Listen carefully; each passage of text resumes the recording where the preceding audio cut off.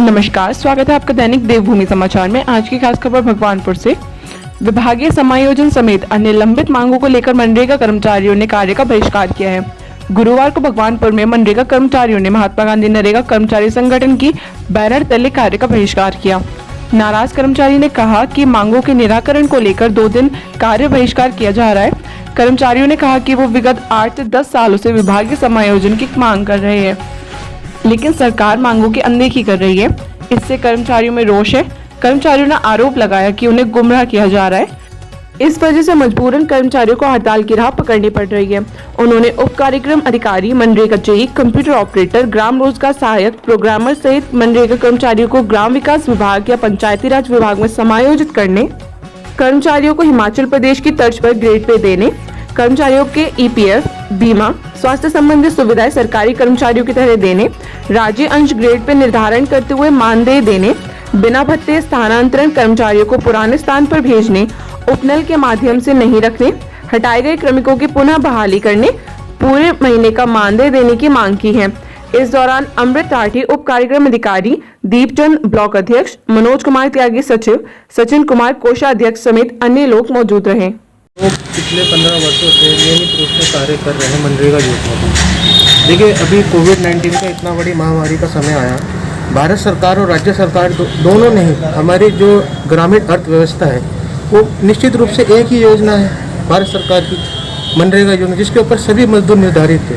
हम लोगों ने रात दिन कार्य किया। कोविड-19 के पीरियड में जो लोग प्रवासी बाहर से उनका पंजीकरण किया, उनको रोजगार उपलब्ध कराया और भारत सरकार ने आज मनरेगा को इस स्तर पर पहुंचा दिया है कि इस योजना के बारे में अब चाहे वर्ल्ड बैंक हो, चाहे कोई भी संस्थान हो, वो इसके बारे में विषय में बात करता है। और जितनी हाईटेक और जितनी गुड गवर्नेंस की बात की जाए तो मनरेगा के अलावा कोई स्कीम आज के डेट में नहीं है। लेकिन मेरा साथ साथ राज्य सरकार और भारत सरकार से दोनों से एक सवाल है कि आप लोगों ने योजना के लिए इतना कुछ कर दिया, आज योजना इतने ऊपर पहुंच चुकी है कि योजना के बारे में कोई भी व्यक्ति कहीं से भी बैठकर कुछ भी जानकारी प्राप्त कर सकता है और कितने अच्छे अच्छे कार्य इसमें किए जा रहे हैं। अगर आप भगवानपुर की ही बात करें, इतनी सारी सफलता की कहानी है जिसमें हम आजीविका को लेकर बात करें या कम्युनिटी वर्क से लेकर बात करें, लेकिन हम राज्य सरकार से बस यही मांग करते हैं, जिस तरह से आपने योजना को एक बूस्टर दिया है, सेंट्रल गवर्नमेंट हो चाहे हमारी स्टेट गवर्नमेंट, उन्होंने इतना अच्छा बूस्टर किया है और योजना से बहुत लोगों को लाभ भी हुआ है। कम से कम हम लोग जो पिछले 15 सालों से इस योजना को चला रहे हैं राज्य सरकार और भारत सरकार के निर्देश अनुसार, तो इसमें सरकार कुछ हमारे बारे में भी सोचे। हम लोगों को हमने अपना आधा जीवन तो यहीं दे दिया है। अब कल को अगर हमारी कोई जीवन सुरक्षा ही नहीं है, कल को सरकार अब कह रही है कि सर्विस प्रोवाइडर के माध्यम से सारे पर्स कर दिए जाएंगे। अगर सर्विस प्रोवाइडर इसमें आ जाएगा तो हमारा करियर कहाँ सुरक्षित है।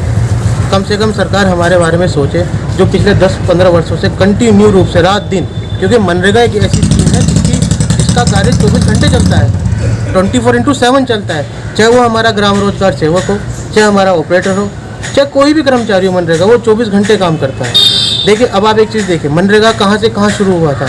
कभी एक समय था मनरेगा एक पेपर से स्टार्ट हुआ था और आज पूरा का पूरा डिजिटल हो चुका है। अच्छा, जिस तरह की अगला कदम क्या होगा, ये निर्णय हमारी जो राज्य कार्यकारिणी है या जिला स्तरीय कार्यकारिणी, वो जो हमें निर्देश करेंगी हम उस पर कार्रवाई करेंगे, उसको अमल करेंगे।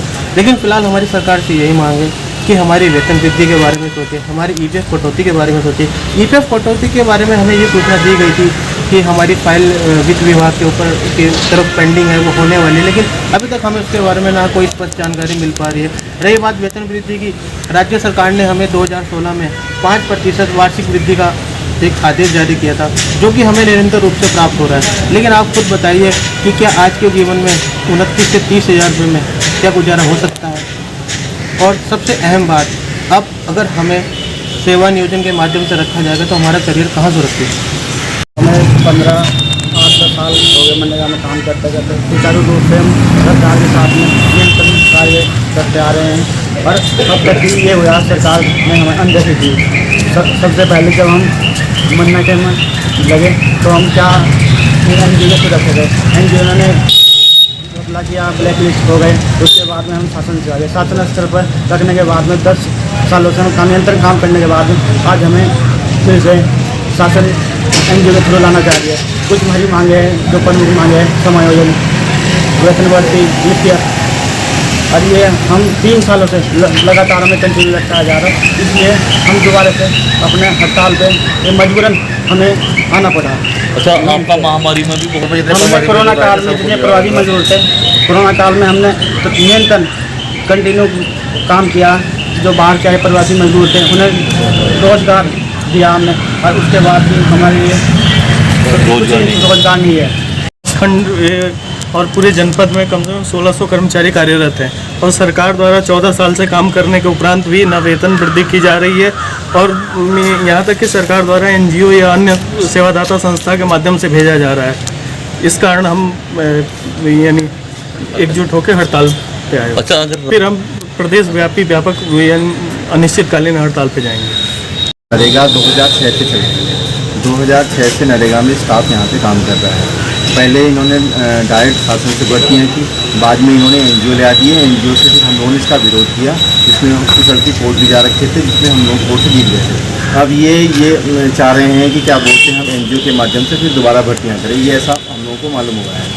तो हम लोग कम से कम 13-14 सालों से नौकरी कर रहे हैं और कंटिन्यू सभी लड़के काम कर रहे हैं, लेकिन अब आज तक हम लोगों की मांगों पर कोई भी विचार नहीं किया गया। हम लोगों का एक सूत्री मांग ये है कि हम लोगों का किसी न किसी विभाग में नियमितीकरण किया जाए।